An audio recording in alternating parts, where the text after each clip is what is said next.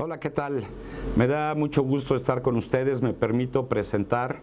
Soy Eugenio Urrutia Albizua, director general del proyecto AztecSat-1. Un proyecto que yo creo, en lo personal, le ha dado mucho nombre a Puebla y a México. A México como país, porque el AztecSat-1 porque sigue en órbita, el primer satélite, nanosatélite, que ha sido desplegado desde la Estación Espacial Internacional. Todo esto se consiguió gracias a un convenio que se firmó hace unos años entre la Agencia Espacial Mexicana y la NASA. Dentro de este convenio se garantizaba que un satélite hecho en México, un nanosatélite hecho en México, podría ser puesto en órbita desde la Estación Espacial Internacional y lanzado por NASA y probado por NASA en sus instalaciones. Afortunadamente, y por una serie de acontecimientos felices y afortunados para nosotros, la NASA nos escogió para desarrollar este nanosatélite. Un nanosatélite que tiene que tiene, porque sigue funcionando como les decía, una función muy especial. Nosotros, de hecho, ya estábamos desarrollando algunas ideas de construcción de nanosatélites que tenían que ver con el estudio de los gases que se liberan en los volcanes activos. Por ejemplo, nosotros tenemos aquí a un lado el Popocatépetl, pero en el país hay otros. Y como está sucediendo ahora justamente en España, pues también hay otros que están liberando, que tienen gran actividad. Nuestro proyecto entonces consistía en analizar desde el espacio los gases que se emiten durante los diferentes periodos de actividad de un volcán. Sin embargo, cuando NASA nos escoge para hacer el proyecto, nos pide un cambio de misión, una misión totalmente diferente a la que teníamos nosotros preparada, digámoslo así, o planeada, o pensada, y tuvimos que hacer toda una reconstrucción del proyecto. Me voy a permitir explicarles de manera muy general en qué consistió la misión. La idea era que nosotros construyéramos un satélite tal que, primero, tuviera todas las credenciales y las garantías para poder ser puesto en órbita y ser entregado a la Estación Espacial Internacional. De hecho, ese fue el primer objetivo. Con ese alcanzamos el objetivo mínimo. Pero una vez que nuestro satélite fuera construido, fuera probado y fuera puesto en órbita y entregado a la Estación Espacial Internacional, esta lo iba a liberar o lo liberó. Tuvieron que pasar 40 minutos para que después de ese tiempo empezara a funcionar. Y justamente la misión que tenía nuestro satélite era demostrar que era posible la comunicación entre satélites de este tipo, que son muy pequeñitos. Miren, aquí les puedo mostrar una maqueta del una de las primeras maquetas que hicimos en su momento, hace varios años. Como ven, el tamaño es 10 por 10 por 10. Era demostrar que un satélite de ese tipo, que se denominan CubeSats, satélites cubo, de manera formal, pueden o podían comunicarse con satélites de tipo comercial, en este caso con satélites de la constelación Global Star. Global Star es una compañía americana que se dedica a las telecomunicaciones y a, por ejemplo, rastrear automóviles o rastrear trailers, en fin, una serie de aplicaciones. Son 30 satélites más o menos los que están en el espacio, y nosotros teníamos que demostrar que es posible, o que era posible, la comunicación entre un nanosatélite y ese tipo de satélites. ¿Por qué es importante? Porque de esa manera nosotros podemos bajar, o cualquiera en el futuro, cualquier persona, cualquier institución, universidad, empresa que haga un satélite, un nanosatélite como el nuestro, puede bajar la información del espacio sin necesidad de las antenas terrestres de las estaciones terrenas. Una estación terrena, además del costo de instalarla y del equipamiento, pues hay que poner muchas en el mundo, porque un satélite de este tipo gira a 28,000 kilómetros por hora. quiere decir que le da una vuelta a la Tierra en 90 minutos. Por lo tanto, hay que tener muchas estaciones para bajar información. De esa manera, la información se puede mandar de los nanosatélites a esta constelación o a este tipo de constelaciones, y ellos se encargan de bajar la información. Entonces, en todo momento pueden estar bajando información. Eso abarata muchísimo los costos de operación de cualquier proyecto futuro. Por lo tanto, este satélite sí tuvo una contribución muy importante para el futuro de lo que se llama el New Space, el nuevo espacio. Es un concepto moderno donde se prevé que los satélites sean de menor tamaño para que tengan menor costo de elaboración, menor tiempo de vida en el espacio, pero también una capacidad de ser repuestos en el tiempo, de tal manera que no se haga obsoleta su tecnología. Entonces, esa es en general la misión que nos encargó NASA. De lo que el doctor Enrique Sánchez nos va a hablar, justamente, y parece mentira, fue tal vez el riesgo más grande que se tuvo dentro del proyecto. Cuando uno hace un proyecto de este tipo, se tienen que catalogar, se tienen que registrar, se tienen que pensar todos los riesgos que puede haber en un proyecto de estas características. Nosotros tuvimos que seguir la metodología de NASA. De hecho, fuimos evaluados 6, 7, 8 veces, ya no me acuerdo ni cuántas, por ellos, y teníamos que cumplir con su metodología y sus procedimientos. Entonces teníamos que definir claramente todos los riesgos. Y una de las situaciones que más riesgo tenía, si no la que más, fue justamente el tema de los permisos. Nosotros necesitábamos, porque si no NASA no nos ponía en órbita, necesitábamos tener no solo permisos del gobierno mexicano, sino permisos internacionales, porque nosotros vamos a estar transmitimos tanto del nanosatélite a Tierra como del nanosatélite a otro satélite, y entonces en unas ciertas frecuencias, y había que tener permisos de todo tipo. Desgraciadamente nuestro país no tenía experiencia previa en un proyecto de este tipo, y por lo tanto el doctor Enrique Sánchez, que fue el responsable del sistema de licencias y permisos como especialista en telecomunicaciones, quien se encargó de manera muy exitosa, y yo creo que de manera espectacular, porque esa es la palabra, de resolver esta problemática, que, insisto, fue catalogada en su momento como el riesgo más alto del proyecto. No fue lo técnico, no fue lo humano, fue justamente el tema de los permisos. Gracias a su trabajo y a la colaboración de algunas entidades públicas y privadas, que resolvimos el tema. Bueno, más bien él las resolvió.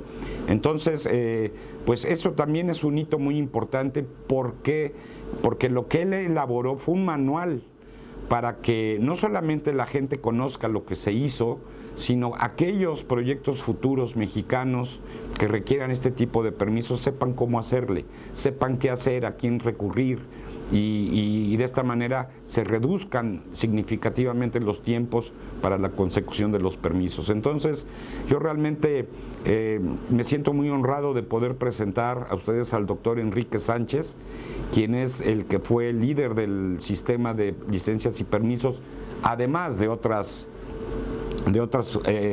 colaboraciones que hizo. Por ejemplo, cuando nosotros empezamos a trabajar temas aeroespaciales, pues él diseñó este CANSAT, que es una etapa previa de nuestro trabajo.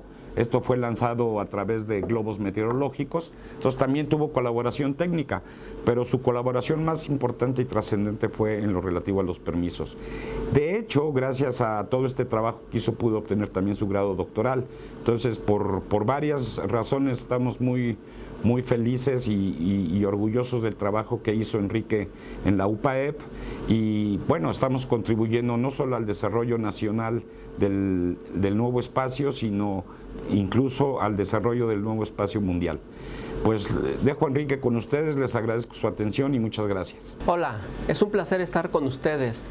Soy Enrique Sánchez Lara y les voy a platicar acerca del Manual para la obtención de permisos y licencias orbitales de nanosatélites mexicanos, que es un libro que pronto va a estar disponible para el público en general. Como comentaba Eugenio Urrutia, el proyecto del Aztec Sat 1 Es un proyecto que ha disparado el interés por el espacio en México. También ha disparado pues, el desarrollo de tecnología y ciencia aeroespacial en nuestro país y en otros lugares del mundo.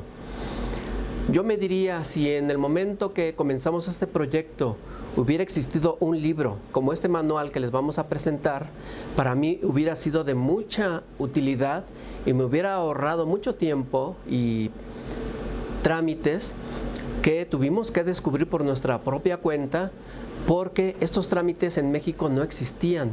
Anteriormente no se había lanzado al espacio algún satélite de este tipo, de tipo cubo, y por lo tanto no existía reglas claras, legislación clara que seguir para poder llevar a cabo todos estos trámites de permisos y licencias ante las instancias, las instituciones nacionales y también ante las instancias internacionales.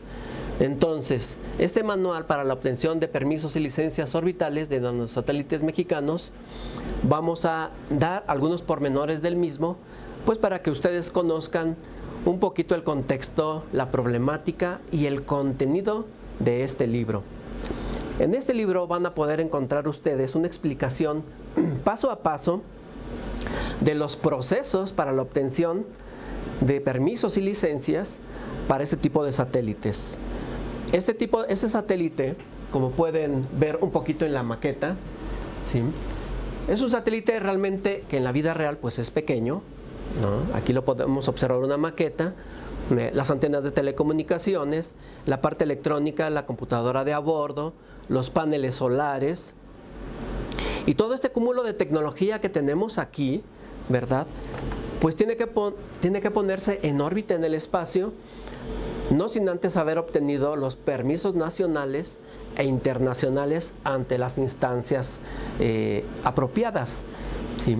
En este libro van a encontrar ustedes cómo se tiene que solicitar y cómo se tiene uno que capacitar ante ciertas instancias, como pueden ser la Federación Mexicana de Radioexperimentadores, la Unión Internacional de Radioaficionados, IARU por sus siglas en inglés, la Unión Internacional de Telecomunicaciones, el Instituto Federal de Telecomunicaciones y la Secretaría de Comunicaciones aquí en México.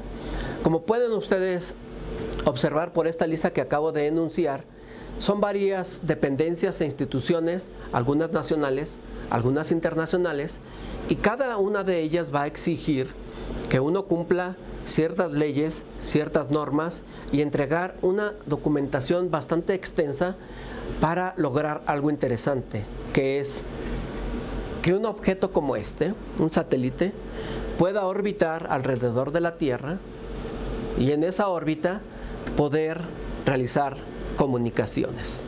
En el libro Manual para la obtención de permisos y licencias orbitales de nanosatélites mexicanos, vamos a encontrar una descripción detallada de las características que deben de reunir este tipo de satélites para poder realizar un diseño conceptual, por ejemplo, de los protocolos de comunicación que se requieren. Como pueden ver en la explicación que ya nos había dado el maestro Eugenio Urrutia, nuestro satélite debe de ser capaz de transmitir hacia Tierra a diferentes estaciones terrenas, pero también debe de ser capaz de comunicarse con la constelación de Global Star. En esas comunicaciones van a ver ustedes en el libro el diseño conceptual de los protocolos que hacen posible una comunicación bien interesante que es con protocolos amateur de radioaficionados. Nosotros escogimos este tipo de comunicación porque los trámites, el tiempo de estos trámites y la complicación de los permisos es mucho menor que la obtención de un permiso comercial. Entonces, van a encontrar el paso a paso de cómo se diseñó esta parte, tanto en los protocolos, la parte de la potencia de las antenas, el tamaño de las antenas, el diseño de la estación terrena, los protocolos y, por supuesto, la parte de la documentación para poder obtener estos permisos ante la Federación Mexicana de Radioexperimentadores, ante el IARU México, ante el IFT, la Secretaría de Comunicaciones, y posterior a IARU Internacional y la Unión Internacional de Telecomunicaciones. Esta sección que viene en el libro es muy útil porque Como antes no se había lanzado un satélite de ese tipo en México, no existe tal documentación. Entonces nosotros pretendemos con esto divulgar este conocimiento al público en general que esté interesado en proyectos de desarrollo de nanosatélites. Es también interesante el cálculo de los parámetros para el funcionamiento de los protocolos en el satélite, dado que el satélite va a estar orbitando y por lo tanto pasando por, digámoslo así, encima de todos los países del mundo. Por eso el permiso debe de ser internacional. Se debe de obtener una frecuencia de transmisión que la va a tener el satélite en todos los países y es exclusiva para ese satélite. Esa frecuencia debe estar muy de acuerdo, por ejemplo, a la longitud de las antenas. Entonces, todo viene amarrado y la explicación de estas relaciones viene en el libro, ¿no? Entonces, aparte de encontrar estas características de los satélites cubo, de cómo son sus dimensiones, cuál es la electrónica apropiada, cuál es la potencia de transmisión que debemos de lograr, van a encontrar también algo muy útil para este tipo de proyectos y es la descripción de paso a paso de cómo utilizar el software internacional de la Unión Internacional de Telecomunicaciones para crear una base de datos, ¿sí? Una base de datos en la cual ellos van a pedir las características totales, como son las características del satélite, la potencia de transmisión, tanto del satélite hacia tierra como de tierra hacia el satélite y de satélite a satélite, porque es una gama, ¿sí?, de comunicaciones que se interrelacionan y todo debe de quedar registrado ante la Unión Internacional de Telecomunicaciones para cumplir una misión, y es que el satélite no debe de interferir o de interrumpir ningún otro tipo de telecomunicación en el mundo. Imaginen ustedes si no hubiera esta reglamentación, si no la existiera, pudiéramos tener satélites que, por ejemplo, podrían radiar o comunicaciones en alguna frecuencia, por ejemplo, de algún hospital y poner la vida en peligro de las personas. Por eso, al diseñar un proyecto de este estilo, que tiene un ámbito del planeta entero, debemos de ser muy cuidadosos en cumplir todas las normas y todas las reglamentaciones que nos dicten tanto las instancias, dependencias nacionales, pero también las internacionales. Y bueno, un último aspecto interesante que van a encontrar en el libro Manual para la obtención de permisos y licencias de nanosatélites mexicanos, pues es su impacto en en el tema educativo, al menos en algunas universidades y sobre todo en la nuestra, que es una plataforma de desarrollo y es una plataforma para que los estudiantes puedan aplicar sus conocimientos diversos, como pueden ser mecánicos, como pueden ser materiales, como pueden ser telecomunicaciones, como puede ser el uso apropiado de las telecomunicaciones, las microondas, y esto inclusive para no utilizar, por ejemplo, bandas de frecuencias que pueden afectar las células humanas, ¿de acuerdo? Una buena noticia del libro Manual para la obtención de permisos y licencias orbitales de nanosatélites mexicanos es que lo pueden encontrar disponible y de manera gratuita en la página de la universidad, que es investigación.upaep.mx, publicaciones electrónicas. Lo van a encontrar en la parte final del video para que lo puedan descargar y darle un buen uso académico y de interés general. Muchas gracias.